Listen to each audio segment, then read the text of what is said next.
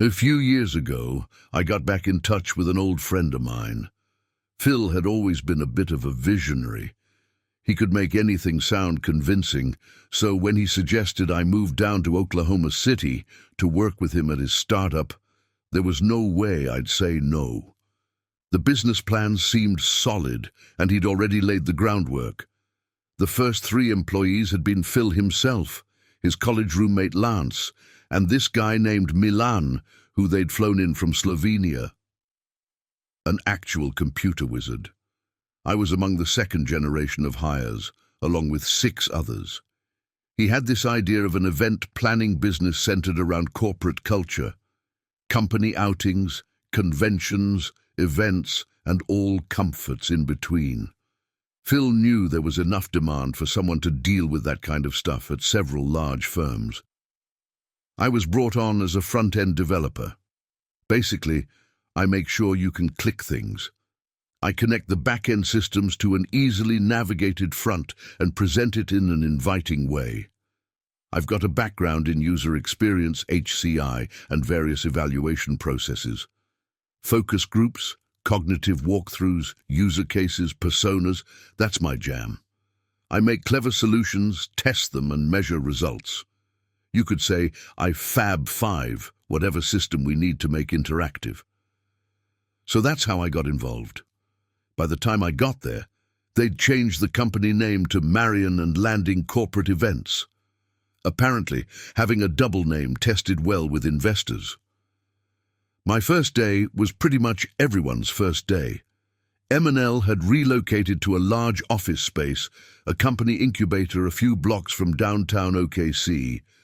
Phil made a big deal of it with ribbon cutting and handing out our pass cards in a sort of offbeat ceremony. We all got our desk spaces assigned. There was cake, and all 10 of us had to take turns introducing ourselves. Sisters. The place had been fixed up a bit, but I'm pretty sure the wall-to-wall carpet was at least from the late 80s. We spent most of that day just setting up our workspace, installing software, setting up the infrastructure, reviewing our workplace routines. I spent the day being ping-ponged between Phil, talking short-term gain, and Lance, talking big futures and scalability. It worried me in a way. I could tell these two would have trouble cooperating in the long term. The first time I got to talk to Milan, we were in the conference room grabbing a second piece of cake. I found him staring at something in the corner and walked up to see what it was. Someone had given us a flower as part of our welcome package. There was a little gift basket and a nice little yellow flower pot. It had a little welcome sign and everything. The flower itself was a bit weird, though. Some kind of sunflower, but smaller and with a blue tint. Had a strange smell to it. A present from the previous tenants, perhaps. Or the landlord. It'll be dead in a week, I sighed. Sorry? Milan looked at me with wide eyes as if I'd said something inappropriate. The flower. I can never keep those alive for long. Oh, he chuckled. Oh, yes. He patted me on the shoulder and gave me the widest smile. He left the conference room, only to turn in the doorway. Dead in a week, he chuckled. Just can't help it. The following days were a lot less fun. Phil was on a tight schedule. He'd promised a major investor a working prototype on a tight deadline and a first version by the end of the month.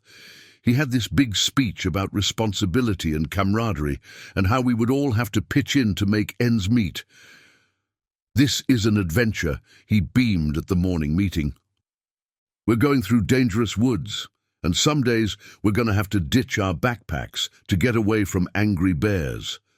We might have to trek through stinking swamps or fend off wolves with nothing but sharp sticks. I won't lie, this is going to be tough. But I promise you that at the end of that journey, there'll be a beautiful meadow. I listened to the best of my ability, but I couldn't ignore that our new office flower was already looking a bit beat, and it had only been a day. It was all hands on deck. I didn't have much time to think about anything outside of font choices, domain names, verification procedures, and meetings. Every goddamn day. Meetings. I've worked on Scrum projects before, but this was ridiculous. Still, we did good work. We made the deadline for the working prototype. We hit a few snags, and we got some feedback that might be hard to act on, but overall it worked out in our favor.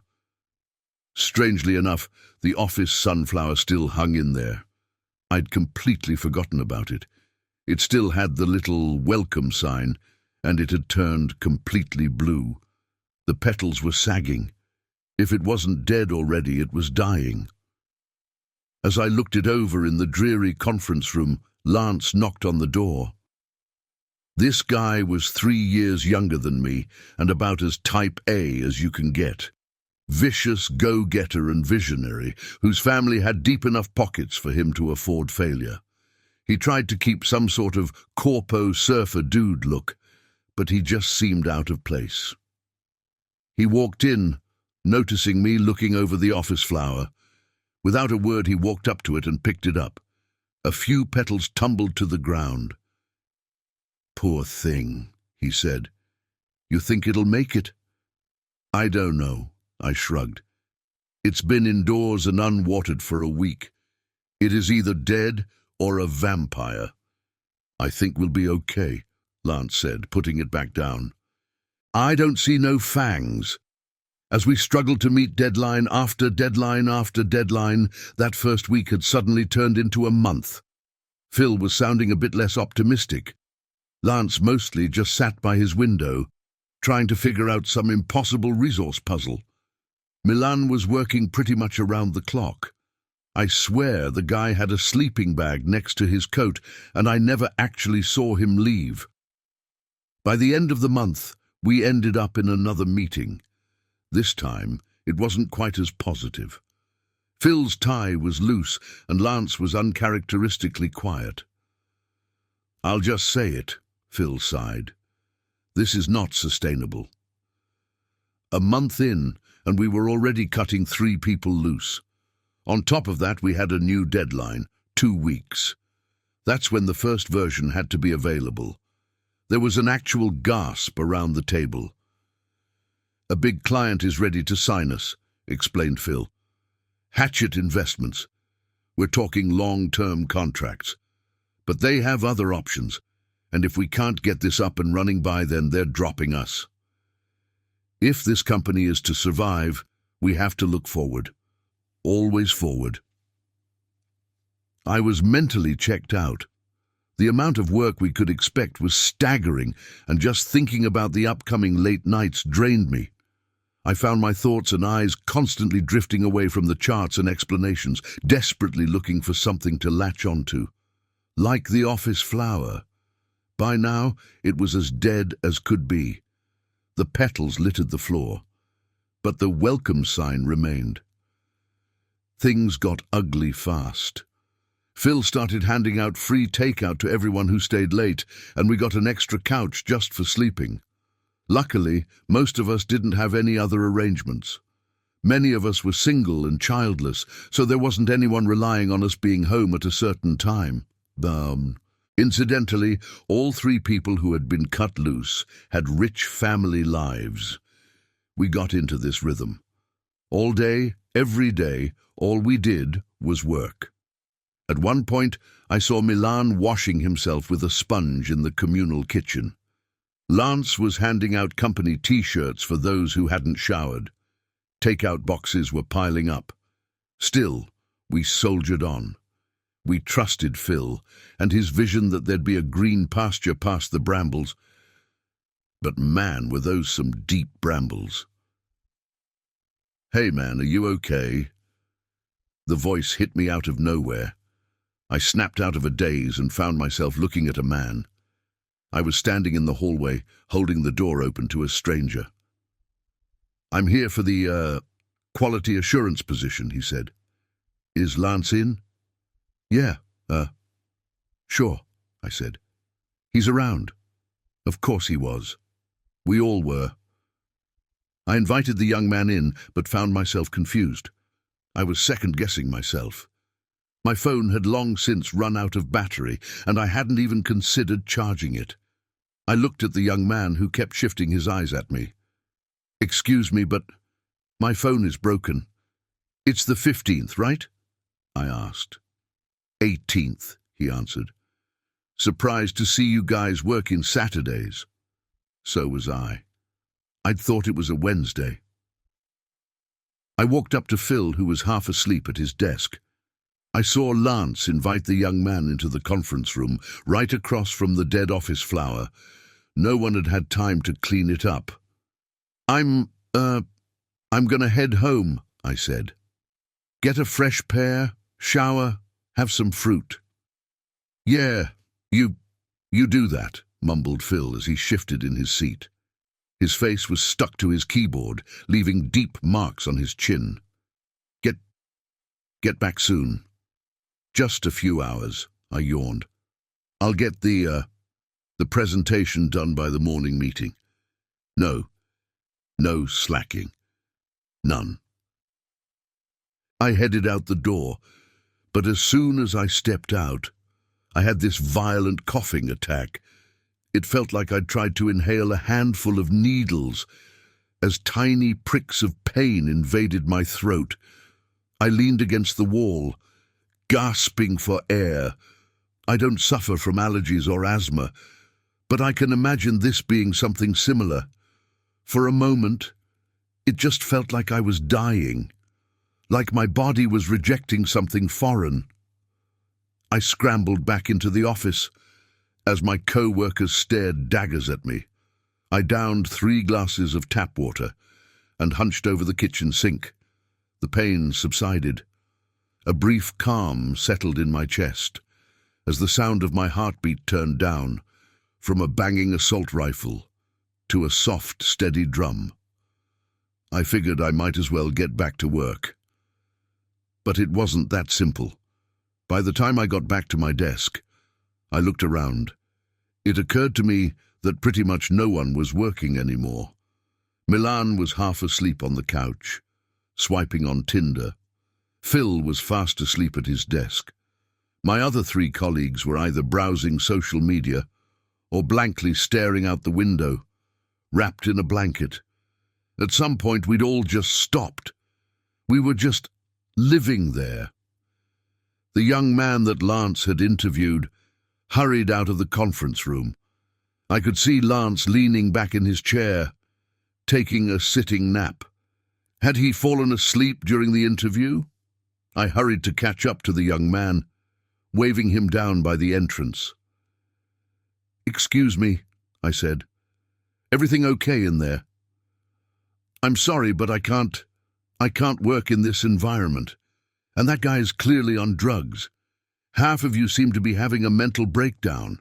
And the young man stammered, waving his arms around. "And the smell. And I'm not just talking about the pizza boxes, man. It's something in the walls, like old bread or something. Can't you smell it?" "The pizza boxes, sure, but..." I took a few deep breaths. No biggie. A bit dusty, but that was it. I just looked at him and shrugged. "Y'all got problems," he said, shaking his head. "Good luck." I got back to my desk and placed my hand on my comfortable office chair. I could just plop back down and try to get the presentation done. But had I already given up on going home? That was fast. I decided to try again. I buttoned up my jacket, took another swig of water, and walked out the door. I made it 20 steps. That sharp pain came back to my throat, spreading like a burning centipede all the way down to my diaphragm. It was this black, all-consuming pain, blinding, violent, medical condition kind of pain. I just lay there, gasping for air. I couldn't move. My eyes were watering, and I could feel tension building in my head. My chest was caving in on itself, as my body turned over every nook and cranny, looking for oxygen. All I'd done was walk out the door, and now I lay dying in the corridor. My vision was just a pin, a speck of light, but gradually I could feel the coil loosening over my chest. I was being moved. An eternity later, I found myself on the sleeping couch, being gently slapped awake. Milan looked down at me, trying to force that wide smile back. It didn't work. It didn't look genuine against those sunken, exhausted eyes.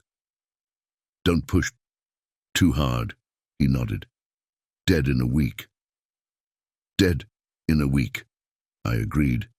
He chuckled, patted me on the shoulder, and wandered off. I stayed there, trying to figure out what was happening. Once the chest pain subsided, and my throat was cleared, I decided to test this further. So it turns out, I physically couldn't leave the office. It wasn't a matter of distance, but time. The longer I was out of the office, the worse I got.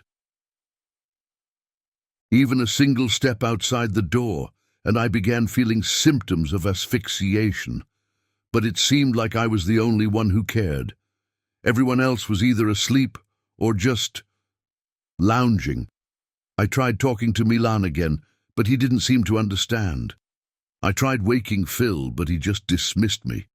Lance was leaning back in his chair, mouth wide open and snoring loudly in the conference room. Still, I had to try something. Conference room was my best bet. "Excuse me," I said, sitting down across from Lance. "I need to talk to you." His head came up with a yawn.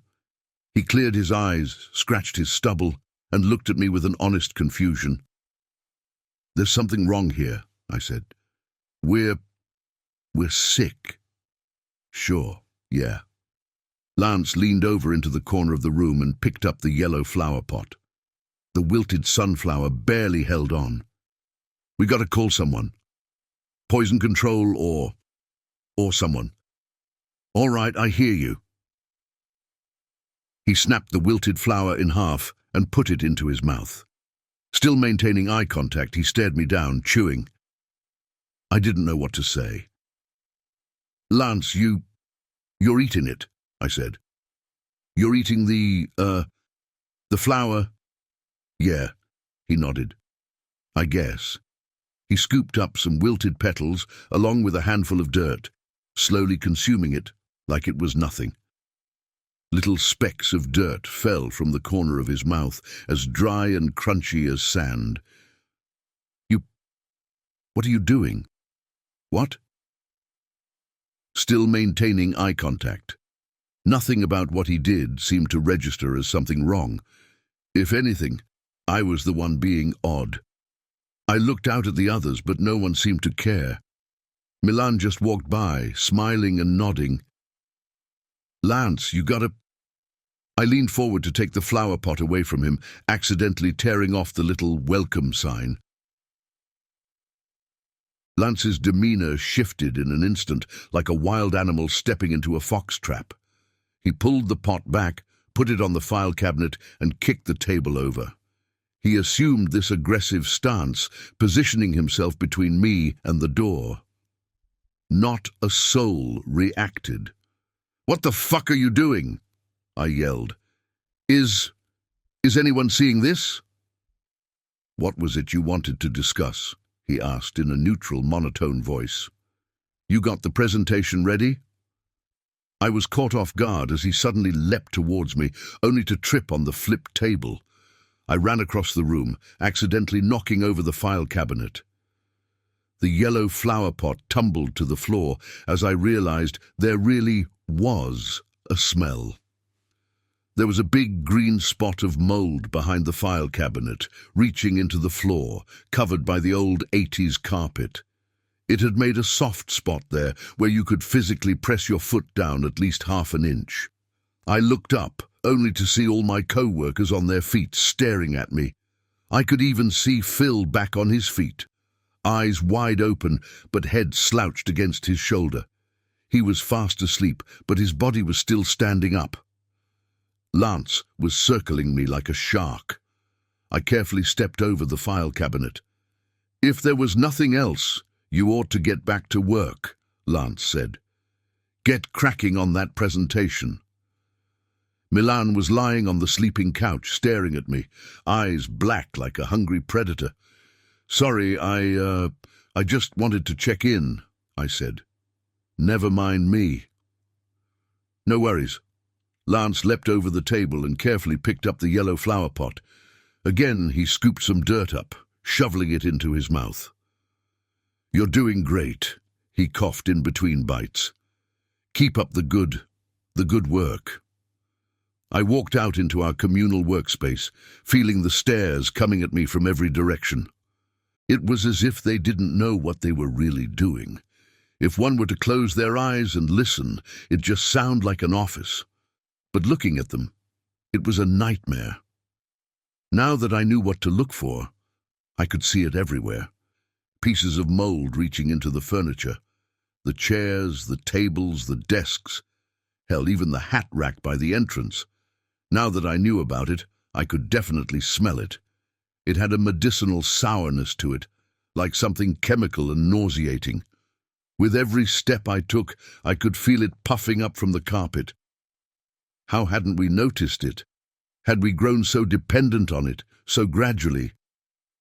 I couldn't charge my phone, so I tried to go online. Only now did I realize that our internet connection had died. We could fiddle around on our computers all day, but we weren't actually connected to anything. Two of the others were just clicking away, but their screens had long since turned off.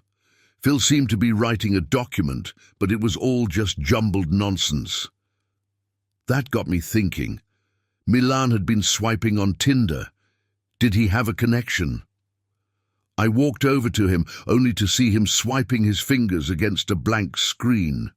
He looked up at me with tired eyes, giving me a forced smile. "Dead in a week," he nodded. "Yes?" "Yes, Milan. In a week." In that environment, it is hard to stay sane. I lost track of time over and over again. There were no deadlines to meet, no meetings, no phone calls. We all just assumed we were constantly in between work. At one point, as I headed to the bathroom, I realized it had been 2 days since the young man knocked on our door. All we did was drink water and hallucinate. At one point I woke up, thinking everything was fine. It took a whiff of that mold to come crashing back to reality. Phil had started eating the cardboard from the old pizza boxes. Milan was obsessively drinking water like his life depended on it. I hadn't even seen Lance in a couple of days. Our other co-workers were either making out like it was the end of the world or squirming against the carpet like dogs rubbing their backs. With what little clarity I had, I tried to do something. I tried putting up a help sign in the window, but I couldn't find a working pen. Someone had used most of our markers to draw on the bathroom walls. I tried throwing a monitor out the window, but the others just grabbed me and pulled me down to the floor, and I blacked out from the mold smell. The windows were shut, but even if they weren't, there was no way I'd survive a 3-story fall into solid asphalt. Every deadline had come and gone. We were barely even speaking. We just sort of grunted, surviving like locust. One guy in the corner was severely ill. He could barely breathe. Phil was picking insects out of the carpet, like a chimpanzee. Milan was eating his own hair, and still, Lance was nowhere to be seen. That morning, as I wandered about in a daze, I decided to try. That was literally my entire thought, to try. I opened the broom closet, only to find Lance. He had curled up in a fetal position and died. There were little sunflower sprouts growing out of his ears, nails, and face. His skin was crackling, like dry dirt, and little black insects crawled across his empty white eyes. He'd been dead for a while, a long while, maybe a week. I grabbed a hammer. I had to try. I walked out of the kitchen and lumbered towards the front door. As soon as I got near it, the others got up. They would try to stop me. Milan, still trying to smile, came up to me. I had to remember to try. Just try. I smacked him across the cheek with my hammer, and he collapsed on the floor. The others started running. Phil lurched forward like a primate, grunting and yelling. The other two followed suit, brandishing keyboards like clubs. I opened the front door and felt that sharp pain immediately. It was like willingly stepping into a furnace. Try, try, try. I felt hands grabbing at me, desperately trying to pull me back. I kept hitting them over and over, breaking fingers, hands, elbows, noses. Don't be late, mumbled Phil. The review. You're on for 9 o'clock. On your desk in an hour. And then Milan looked up at me from the floor, his forced smile missing a tooth. Dead in about a week. Finally, as my crusty M&L Company t-shirt failed me, I stumbled into the hallway. I just ran. I ran forward, and they refused to follow. Like animals recoiling from flame, they retreated. I heard their screams as my deteriorating body forced its way down the hallway, past the company logo, past the emergency exit plan, past the fire extinguisher. There was no air anymore, just crippling pain. My left leg gave out, but I kept hobbling forward, leaning against the wall. I felt the cool concrete against my skin, soothing the burning pain inside. As I rounded the corner, I collapsed, tumbling down the stairs. Something snapped in my shoulder and my foot was turned the wrong way. I was stuck like a rock on the ocean floor. The last thing I saw before my vision faded was someone dressed in green, and the last thing I heard was a gasp. And then nothing. I was rescued by a cleaning lady doing her rounds. I was clinically dead for about 20 seconds, but they brought me back and put me on a ventilator. They described it as a severe anaphylactic shock. Could have put me in a coma. I saw it on the news. Some of it. The version they wanted us to see. They called it severe carbon poisoning because of a failed ventilation inspection. I watched the news segment where they rolled a black body bag out. I could see it was contorted. There were interviews with the building owner, various health inspectors, and even a few political figures. Our main investor, the Hatchet Group, was appalled. They had been paying us as part of a contract to develop our platform, but agreed that they'd noticed complications. Still, I figured it was strange that they didn't mention not sending a single person to inspect us or hold a meeting. Officially, there'd been a misunderstanding with the independent contractor who was supposed to do an inspection before we moved in. They had already gone bankrupt, so there was no accountability. Administrative oversight at worst. About a month later, the entire building was scheduled for demolition. Not a single word of mold or fungus. Phil ended up with a serious tracheal infection that cost him his voice. Milan had some sort of infected stomach ulcer and had to be put on an IV. Last thing I heard of him was that he was in a wheelchair. Still coding, though.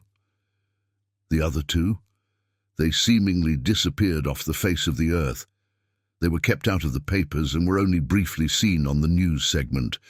I think one of them moved to Minnesota. The other, I don't know. This was a few years ago, and I've only recently started to remember things more clearly. It's like a fog slowly lifting from my mind. I moved back to my hometown of Juniper to get away from all this. Got a job as a part-time teacher. I want this as a sort of record if something were to happen to me. Because I recently found a strange blue plant growing in my backyard, and I have this dreadful feeling in the pit of my stomach that I might be dead in a week.